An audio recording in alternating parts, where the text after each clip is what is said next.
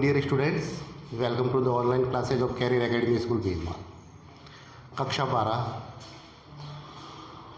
English की क्लासें चल रही थी। आज की इस क्लास में हम अपना जो राइटिंग बेस होता है, राइटिंग बेस में एक चैप्टर आता है जिस चैप्टर से आप भलीभांति परिचित होंगे। आपने प्रीवियस क्लास में भी इस चैप्टर को पढ़ा है।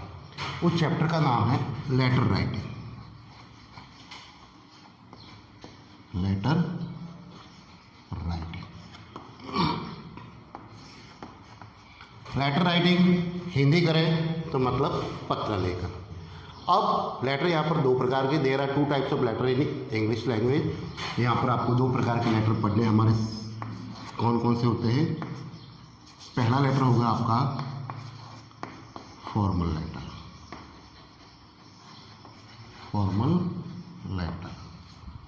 दूसरा लेटर होता है इनफॉर्मल लेटर, इनफॉर्मल लेटर। अब आपको ये पता होना जरूरी है कि फॉर्मल लेटर किसे कहते हैं और इनफॉर्मल लेटर किसे कहते हैं। फॉर्मल लेटर का मतलब होगा कि those letters are written to business purpose, business purpose के हिसाब से लिखे जाने वाले लेटर, या हम किसी ऑफिस में जो लेटर लिखते हैं एज ए एप्लीकेशन, वो भी आपका फॉर्मल लेटर के अंतर्गत आएगा। चाहे बिजनेस लेटर हो, चाहे ऑफिशियल लेटर हो, चाहे हम जॉब के रिलेटेड जो लेटर लिखेंगे वो भी आपका किस में आ जाएगा, फॉर्मल लेटर में। सेकंड है आपका इनफॉर्मल लेटर, जो आपने 10th क्लास में भी पढ़ा होगा। इनफॉर्मल लेटर ऐसे लेटर कि those letters are written to relatives, या हम कहें कि जैसे रिलेटिव्स में ये भी देख लें, फादर मदर ब्रदर सिस्टर को लिखे जाने वाले जो भी लेटर होंगे वे आपके इनफॉर्मल लेटर कहलाएंगे। अब कक्षा 12 के सिलेबस के अकॉर्डिंग, कक्षा 12 के सिलेबस के अकॉर्डिंग अपने सिलेबस में केवल फॉर्मल लेटर दिया हुआ है। कौन सा? Formal letter. और ये क्वेश्चन कितने नंबर का एग्जाम में आएगा तो वो भी मैं आपको बता देता हूँ। लेटर राइटिंग का क्वेश्चन आपके 7 मार्क का रहेगा। कितने मार्क का? 7 मार्क्स का ये क्वेश्चन रहेगा। और अपने सिलेबस में कौन सा लेटर आएगा? Formal letter. तो हमें ये ध्यान रखना है कि फॉर्मल लेटर में कौन कौन से स्टेप है, कौन कौन से प्रकार है जो हमारे कोर्सेज के अंदर है, और किस प्रकार से फॉर्मल लेटर को लिखा जाता है, वो रहेगा अपने हमारे आज की क्लास का टॉपिक। तो फॉर्मल लेटर क्या होता है वो तो मैंने आपको बता दिया। ऐसे लेटर जो बिजनेस पर्पस के लिए लिखे जाते हैं, किसी ऑफिस में एज ए एप्लीकेशन के रूप में लिखे जाते हैं, या जॉब लेटर होगा, वो सभी लेटर आपके ये फॉर्मल लेटर कहलाएंगे। तो हमें कौन कौन से लेटर पढ़ने हैं? पहला पढ़ना है बिजनेस लेटर। ये नाम से ही पता चला है कि बिजनेस लेटर क्या, कि ऐसे लेटर जो हमारे बिजनेस पर्पस से लिखे जाएंगे, it is a business letter. Second आ जाएगा आपका ऑफिशियल लेटर, आधिकारिक पत्र। ठीक है। अब ऑफिशियल लेटर किसी भी, चाहे सरकारी ऑफिस हो चाहे निजी ऑफिस को हो, अपन कंप्लेन करने के लिए एज जो एप्लीकेशन लिखते हैं वो अपना फॉर्मल लेटर कहलाता है। ठीक है। अब तीसरी चीज़ अपना आएगी जॉब लेटर। जॉब से रिलेटेड जो भी लेटर होंगे, चाहे कोई भी वैकेंसी आई हुई हो, उस वैकेंसी में हम अप्लाई करने के लिए जो लेटर लिखते हैं वो अपना कहलाएगा job letter. It is an important part of formal letter. Next, letter to the editor, letter to the editor of a newspaper.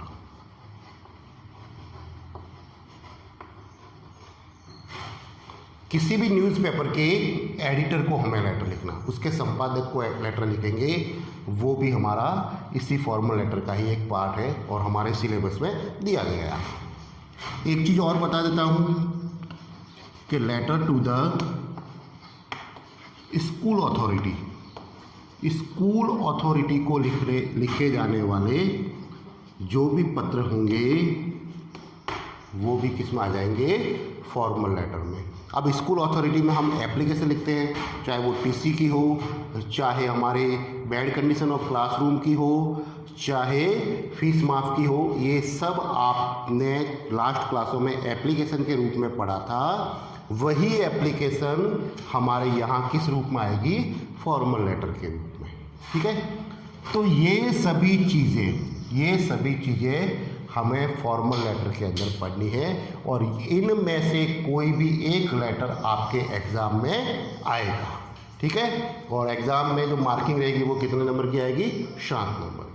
ठीक है, अब how to write a formal letter in appropriate format. अब किस प्रकार से हम एक appropriate format के अंदर लेटर को लिखते हैं, कौन सी चीज़ पहले आएगी, कौन सी चीज़ बाद में आएगी, कौन से अलाइन में लेटर लिखा जाएगा, इन सभी चीज़ों का ध्यान रखते हुए हम लेटर लिखेंगे। 7 नंबर का क्वेश्चन है, 7 नंबर किस प्रकार से गेन किए जाते हैं बोर्ड एग्ज़ाम में, उस फॉर्मेट के अकॉर्डिंग आपको लेटर लिखना है। तो ध्यान दें बोर्ड पर किस प्रकार से फॉर्मल लेटर का जो फॉर्मेट होता है।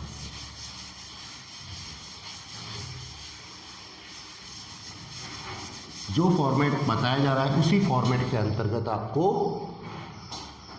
लेटर राइटिंग करना है। तो अपना हेडिंग हो गया फॉर्मेट ऑफ फॉर्मल लेटर, क्योंकि इनफॉर्मल तो आपके कोर्स में है नहीं, तो फॉर्मल ही हमें सीखना है।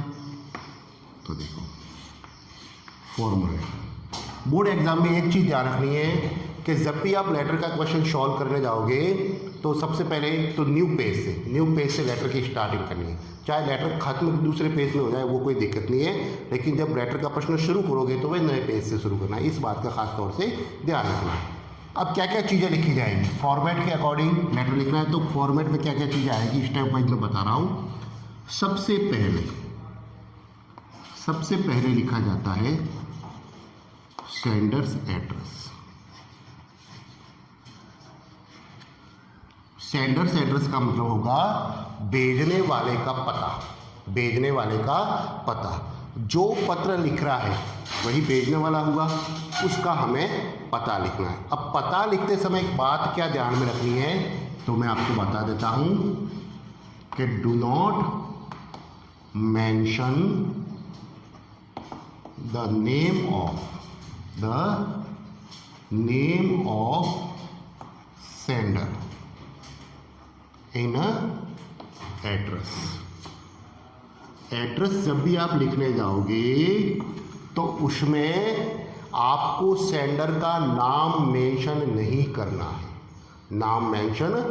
करना है। इस बात का खास तौर से आपको ध्यान रखना है, केवल पता लिखना है।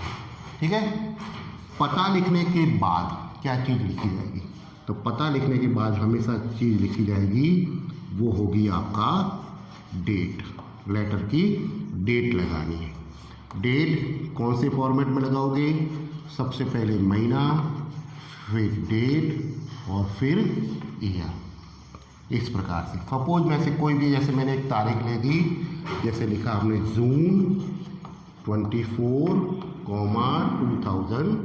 2020। इस प्रकार से हमें डेट लगानी। डेट लगाओगे जब आगे ये DATE वर्ड आपको लिख दो भी तो भी ठीक है, नहीं लिखोगे तो भी ठीक है। ठीक है, तो डेट करके आप ये डेट लगा सकते हो, या डायरेक्ट आपको डेट शब्द लिखने की जरूरत नहीं है, आप डायरेक्ट है जो डेट लगा सकते हो फॉर्मल लेटर में। थर्ड चीज़ क्या आएगी, अब हम थर्ड चीज़ आएगी कि जिसको हम लेटर लिख रहे हैं वो अपना रिसीवर होगा, उस रिसिपेंट का आपको नाम वगैरह उसका कंप्लीट एड्रेस लिखा जाएगा। तो वो किस प्रकार से लिखा जाएगा कि नेम एंड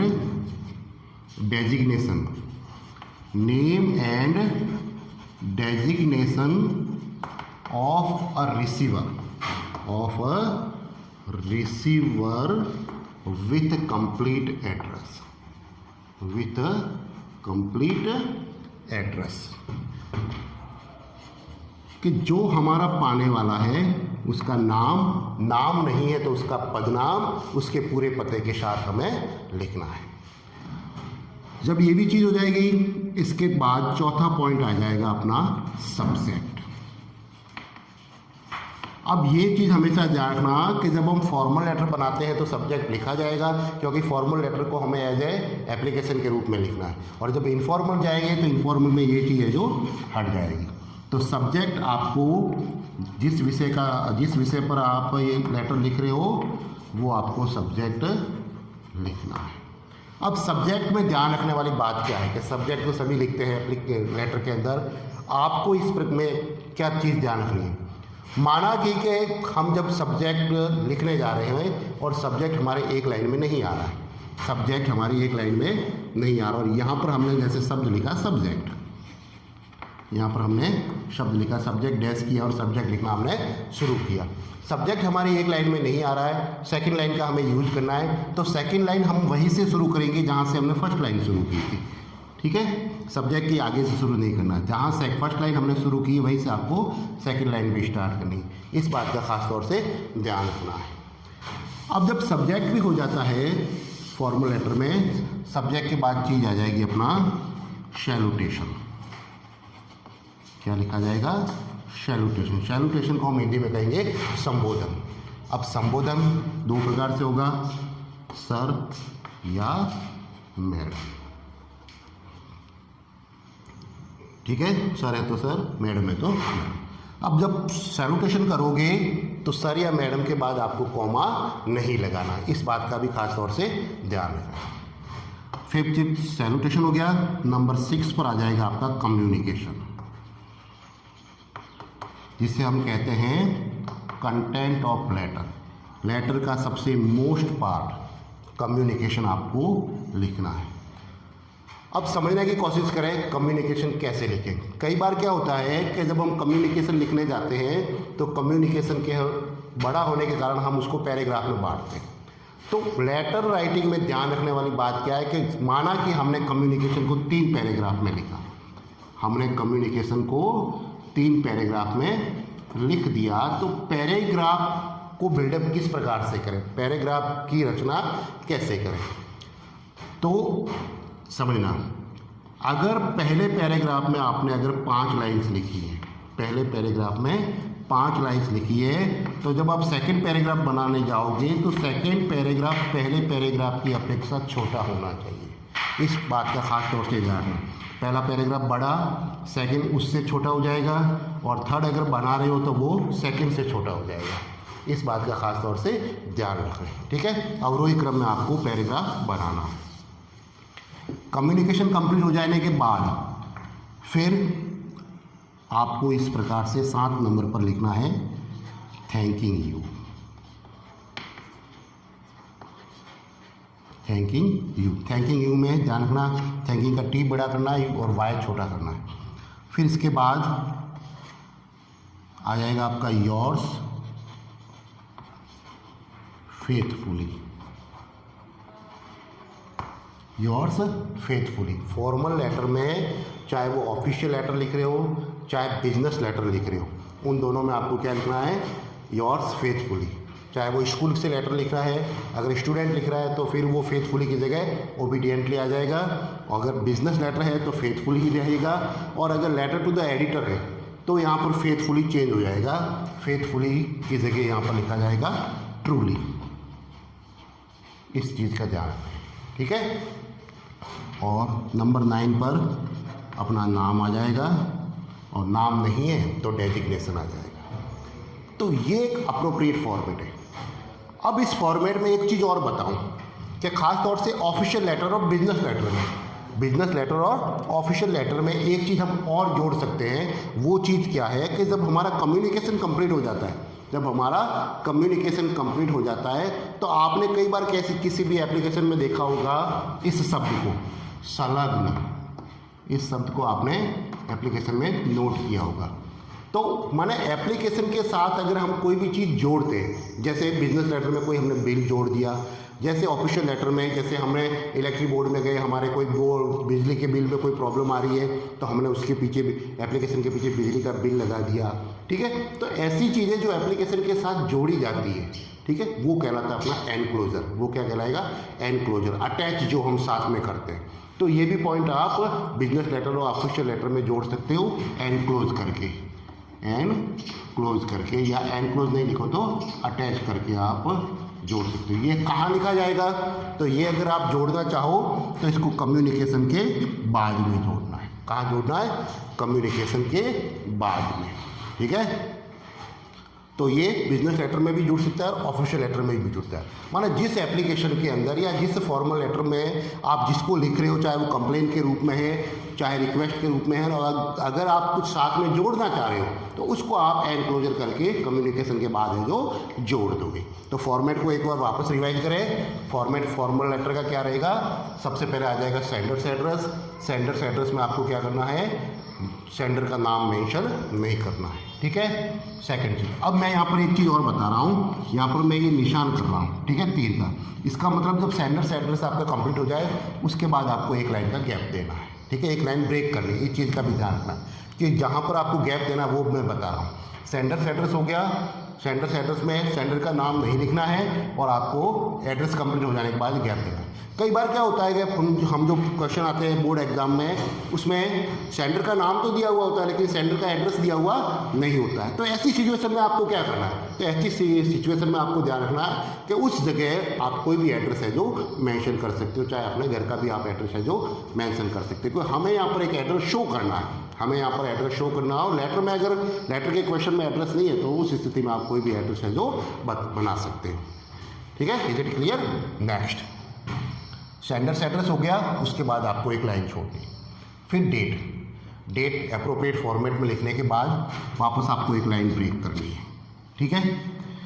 लाइन ब्रेक करने के बाद रिसीवर का नाम आ जाएगा, नाम नहीं है तो डेजिग्नेशन आ जाएगा, ठीक है। डेजिग्नेशन जैसे बिजनेस लेटर लिख रहे हैं तो प्रोप्राइटर आ जाएगा, ऑफिशियल लिख रहे हैं तो जो मैनेजर है, डायरेक्टर है, इस प्रकार का कोई भी डेजिग्नेशन है जो बनेगा, ठीक है। उसके विथ कंप्लीट एड्रेस के साथ, कंप्लीट एड्रेस में क्या आएगा? उसके ऑफिस का नाम आएगा, उसकी फर्म का नाम आएगा, ठीक है, और वो कौन सी सिटी में है उस सिटी का नाम आएगा, तो वो उसका एक कंप्लीट एड्रेस है जो कहलाएगा। नेक्स्ट चीज़, ये हो जाने के बाद भी आपको क्या करना है? एक लाइन ब्रेक करनी है। फिर सब्जेक्ट, लाइन ब्रेक करके आपको सब्जेक्ट वर्ड यू पूरा लिखना है। सब्जेक्ट के आगे डैश, और जो अपना कंटेंट है सब्जेक्ट का वो उसके आगे आ जाएगा। सब्जेक्ट अगर 2 लाइनों में है तो मैंने आपको बताया था जहाँ से फर्स्ट लाइन शुरू हो रही है उसी के नीचे से आपको सेकंड लाइन भी शुरू करनी है। तो इस चीज़ का खास तौर से ध्यान रखना है। सब्जेक्ट हो गया, फिर आ गया सैल्यूटेशन। वापस लाइन ब्रेक करके सैल्यूटेशन आ गया सर या मैडम। एक सैल्यूटेशन में आपको बता रहा हूँ, ध्यान रखना, सर। ये सैल्यूटेशन, इस सैल्यूटेशन का भी प्रयोग फॉर्मल लेटर में होता है, पर फॉर्मल लेटर के कौन से पार्ट में होता है? तो ये फॉर्मल लेटर के, जब हम लेटर बिजनेस लेटर पढ़ेंगे उसमें इस सैल्यूटेशन का भी प्रयोग होता है। तो आपको जैसे दिख रहा है कि ऐसा ही आ रहा है सर, तो ये सर का प्लूरल हो गया, it is not a plural of sir, ठीक है। ये लेटर, ये सर सैल्यूटेशन कब आएगा तो वो मैं आपको क्लेरिफाई कर दूं कि जब एक फर्म से दूसरी फर्म को लेटर लिखा जाएगा और उसमें फर्म के अंदर किसी भी इंडिविजुअल का जिक्र नहीं होगा, किसी भी व्यक्तिगत का जिक्र नहीं होगा, उस स्थिति में हमारा सैल्यूटेशन क्या बनेगा? सर को छोड़ के क्या आ जाएगा? सर। समझ में आ गया कि जब एक फर्म से दूसरी फर्म को लेटर लिखा जाएगा जिसमें किसी भी व्यक्ति का जिक्र नहीं होगा, केवल फर्म के नाम है, ठीक है, तो वहाँ पर आपका सैल्यूटेशन क्या बन जाएगा? सर्स हो जाएगा। फिर मेन पार्ट, लेटर का सबसे मुख्य भाग वो होगा आपका कम्युनिकेशन। अब आपके ध्यान में ये रखना है कि सैल्यूटेशन के बाद, सैल्यूटेशन जब कंप्लीट हो जाए उसके बाद जब आप कम्युनिकेशन लिखो, तो कम्युनिकेशन लिखने की जब बारी आती है तब वहाँ पर लाइन ब्रेक नहीं होगी। इस चीज़ का खास तौर से आपको ध्यान रखना है। सैल्यूटेशन और कम्युनिकेशन के बीच में गैप नहीं देना है। और सैल्यूटेशन लिखते समय आपको ये भी चीज़ मैंने अभी थोड़ी देर पहले बताई थी कि पंक्चुएशन मार्क कॉमा का यूज़ भी नहीं होगा। सर के बाद हमारे आदत है कॉमा करने की, वो कॉमा नहीं लगेगा। कम्युनिकेशन, संवाद, हम क्या बातचीत कर रहे हैं, क्या हम लेटर के जरिए उसे बताना चाहते हैं, वो हमारा होगा कम्युनिकेशन पार्ट। कम्युनिकेशन पार्ट इस लेटर का सबसे मुख्य भाग होता है और सबसे ज़्यादा नंबर है वो है जो आपको कम्युनिकेशन वाले भाग में दिए जाते हैं। तो कम्युनिकेशन मैंने आपको बताया कि अगर आप उसको 2 पैराग्राफ में बना रहे हो, 3 पैराग्राफ में बना रहे हो, तो उसको घटते क्रम में बनाना है, डिसेंडिंग ऑर्डर में बनाना है। सबसे पहले क्या आ जाएगा, जैसे पहला पैराग्राफ है, पहला पैराग्राफ को अगर 5 लाइन में बनाया तो सेकंड पैराग्राफ पहले की अपेक्षा छोटा हो जाएगा।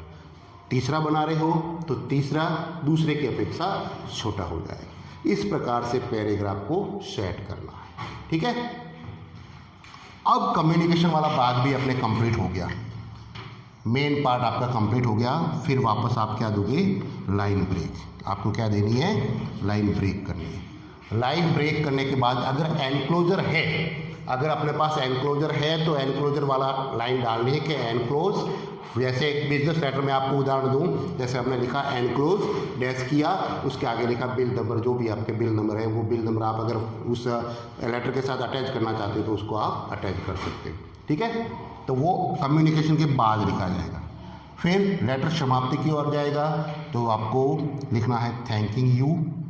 थैंकिंग यू के बाद वापस आपको एक लाइन का ब्रेक देना है, उसके बाद लिखना है योर्स फेथफुली। चाहे वो बिजनेस है तो भी फेथफुली लिखना है, चाहे ऑफिशियल है तो भी फेथफुली लिखना है। लेटर टू द एडिटर में वो ट्रूली हो जाएगा, ठीक है।